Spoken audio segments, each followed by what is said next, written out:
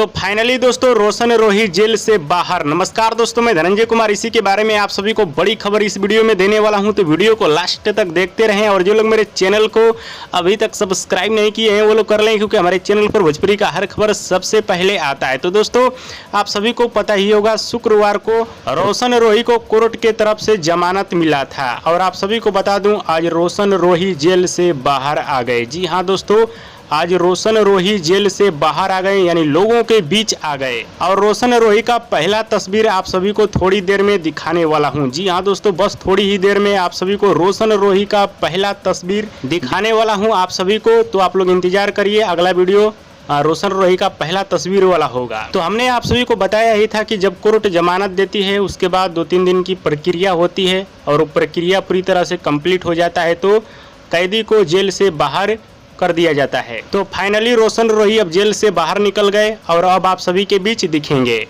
और उधर किरण सिंह के तरफ से भी धमकी दिया जा रहा है, जो कि आप लोगों ने देखा होगा। किरण सिंह आज लाइव आई थी, लाइव के दौरान रोशन रोही को धमकी उमकी दे रही थी, जो कि आप लोगों ने वीडियो देखा होगा। बाकी अभी का बड़ी खबर यही है कि रोशन रोही जेल से बाहर आ गए, अब आप सभी के बीच दिखेंगे। और अगला वीडियो रोशन रोही का पहला तस्वीर वाला होगा। और दोस्तों वीडियो पसंद आए तो ज़्यादा लाइक करें, कमेंट करें, शेयर करें, सब्सक्राइब करें। धन्यवाद दोस्तों।